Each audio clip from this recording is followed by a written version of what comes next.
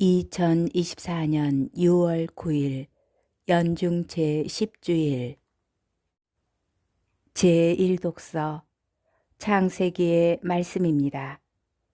사람이 나무 열매를 먹은 뒤 주 하느님께서 그를 부르시며 너 어디 있느냐 하고 물으셨다. 그가 대답하였다. 동산에서 당신의 소리를 듣고 제가 알몸이기 때문에 두려워 숨었습니다. 그분께서 내가 알몸이라고 누가 일러주더냐? 내가 너에게 따먹지 말라고 명령한 그 나무 열매를 내가 따먹었느냐? 하고 물으시자 사람이 대답하였다. 당신께서 저와 함께 살라고 주신 여자가 그 나무 열매를 저에게 주기에 제가 먹었습니다. 주 하나님께서 여자에게 너는 어찌하여 이런 일을 저질렀느냐? 하고 물으시자 여자가 대답하였다. 뱀이 저를 깨어서 제가 따먹었습니다. 주 하느님께서 뱀에게 말씀하셨다. 내가 이런 일을 저질렀으니 너는 모든 집짐승과 들짐승 가운데에서 저주를 받아 내가 사는 동안 줄곧 배로 기어다니며 먼지를 먹으리라. 나는 너와 그 여자 사이에 내 후손과 그 여자의 후손 사이에 적개심을 일으키리니 여자의 후손은 너의 머리에 상처를 입히고 너는 그의 발꿈치에 상처를 입히리라. 주님의 말씀입니다. 제2독서 사도 바오로의 고린토이서 말씀입니다. 형제 여러분, 나는 믿었다. 그러므로 말하였다고 성경에 기록되어 있습니다. 이와 똑같은 믿음의 영을 우리도 지니고 있으므로 우리는 믿습니다. 그러므로 말합니다. 주 예수님을 일으키신 분께서 우리도 예수님과 함께 일으키시어 여러분과 더불어 당신 앞에 세워 주시리라는 것을 알고 있기 때문입니다. 이 모든 것은 다 여러분을 위한 것입니다. 그리하여 은총이 점점 더 많은 사람에게 퍼져나가 하느님의 영광을 위하여 감사하는 마음이 넘치게 하려는 것입니다. 그러므로 우리는 낙심하지 않습니다. 우리의 외적 인간은 쇠퇴해 가더라도 우리의 내적 인간은 나날이 새로워집니다. 우리가 지금 겪는 일시적이고 가벼운 환난이 그지없이 크고 영원한 영광을 우리에게 마련해 줍니다. 보이는 것이 아니라 보이지 않는 것을 우리가 바라보기 때문입니다. 보이는 것은 잠시뿐이지만 보이지 않는 것은 영원합니다. 우리의 이 지상 천막집이 허물어지면 하느님께서 마련하신 건물, 곧 사람 손으로 짓지 않은 영원한 집을 하늘에서 얻는다는 사실을 우리는 압니다. 주님의 말씀입니다. 복음, 마르코 복음 3장 20절에서 35절의 말씀입니다. 그때 예수님께서 제자들과 함께 집으로 가셨다. 그러자 군중이 다시 모여들어 예수님의 일행은 음식을 들 수조차 없었다.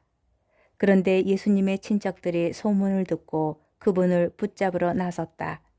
그들은 예수님께서 미쳤다고 생각하였던 것이다. 한편 예루살렘에서 내려온 율법학자들이 그는 베엘제불이 들렸다고도 하고 그는 마귀 우두머리의 힘을 빌려 마귀들을 쫓아낸다고도 하였다. 그래서 예수님께서는 그들을 부르셔서 비유를 들어 말씀하셨다. 어떻게 사탄이 사탄을 쫓아낼 수 있느냐? 한 나라가 갈라서면 그 나라는 버티어내지 못한다.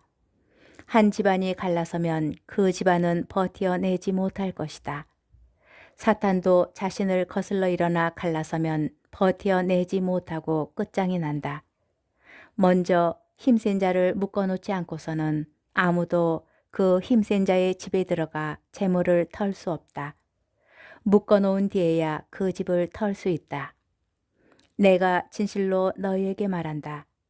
사람들이 짓는 모든 죄와 그들이 신성을 모독하는 어떠한 말도 용서받을 것이다.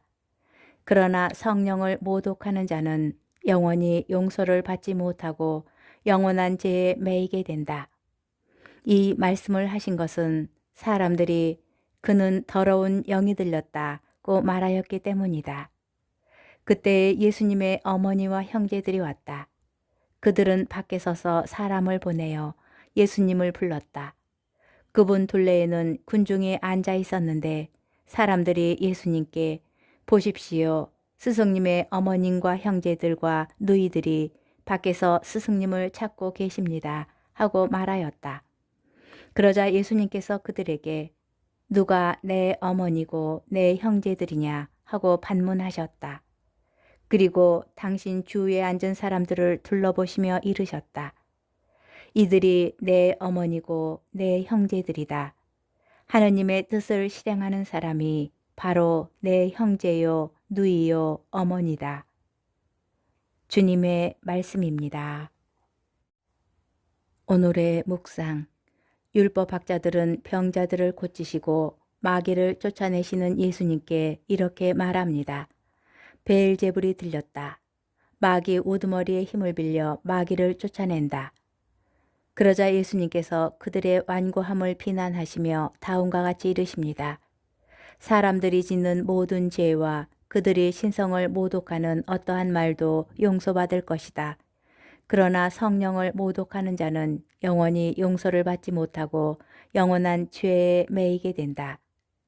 사람이 짓는 모든 죄는 심지어 신성을 모독하는 죄까지도 용서받을 수 있는데 성령을 모독하는 자는 영원히 용서받지 못한다는 말씀을 어떻게 이해할 수 있겠습니까? 성령을 모독하는 죄는 성령의 활동을 받아들이지 못하는 완고함의 죄를 말합니다. 예수님께서는 성령을 지니고 계시는 분으로서 성령의 힘으로 아버지께서 주신 직무를 수행하십니다.